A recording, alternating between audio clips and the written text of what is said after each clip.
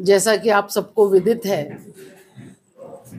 कि लोकसभा का चुनाव हरियाणा के अंदर 25 तारीख को है। आज 22 तारीख हो गई। कल चुनाव का अंतिम चरण है और 25 को पोलिंग है। पिछले 10 वर्षों के अंदर आदरणीय मोदी जी के नेतृत्व में जो सरकार इस देश के अंदर चली है और जिस तरीके के काम सरकार ने किए हैं, उनको मैं कई वर्गों के अंदर बांट सकती हूँ। और आज खास तौर से मैं बात करूंगी आपके बीच में बैकवर्ड्स की और महिलाओं की। कभी कभी मुझे ध्यान आता है कि जिस समय जनधन के अकाउंट इस देश के अंदर खुले थे तो हमारे विपक्षियों ने ये आरोप लगाए थे कि जीरो बैलेंस के ऊपर अकाउंट खोल करके गरीब व्यक्ति का मखौल बनाने का काम भारतीय जनता पार्टी के नेता आदरणीय मोदी जी ने किया है। लेकिन कोरोना काल के अंदर हमने देखा कि वही जनधन के अकाउंट थे जिस अकाउंट ने उस कठिन समय के अंदर डायरेक्ट ट्रांसफर कराया पैसे का लोगों के अकाउंट्स में, ताकि वो अपनी जीविका को स्मूथ रूप से चला सके। अगर मैं महिलाओं के विषय पर भी आऊं तो इसके भी 4-5 अलग अलग चरण हैं। अगर हम देखें कि गरीब महिलाओं की अगर हम चर्चा करें जो गरीबी रेखा से नीचे थी, तो उन्होंने ये तय करा कि हम मकान बना करके देंगे और मकान भी महिलाओं के नाम पर होंगे, उसकी रजिस्ट्री महिलाओं के नाम पर है।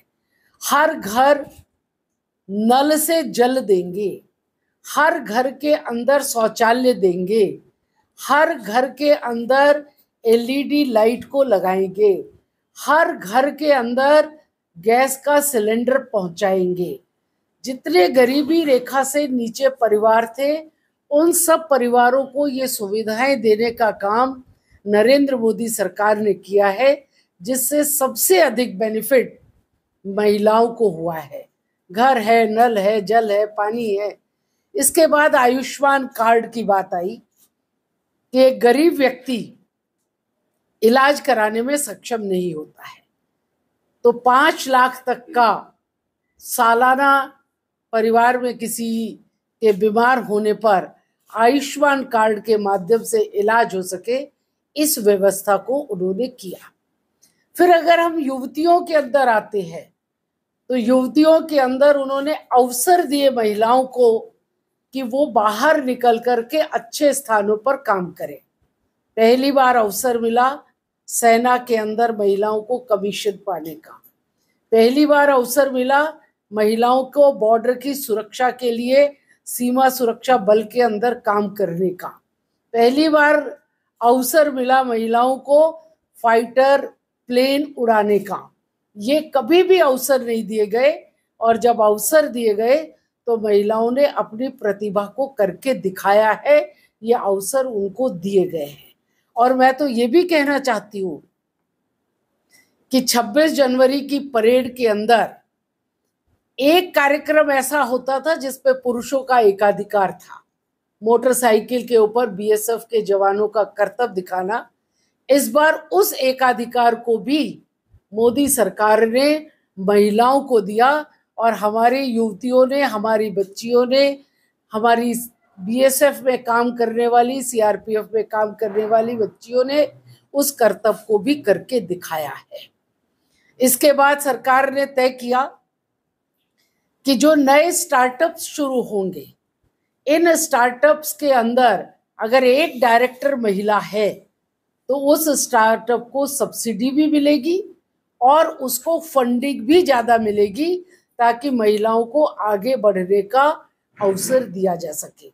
और हम सबके लिए सौभाग्य की बात यह है कि अगर हम साइंस की दृष्टि से देखें तो इसरो के अंदर भी इस बार ज़्यादातर महिला साइंटिस्ट को ही काम करने का अवसर मिला और उन्होंने ऊंची ऊंची उपलब्धियों को पाया है।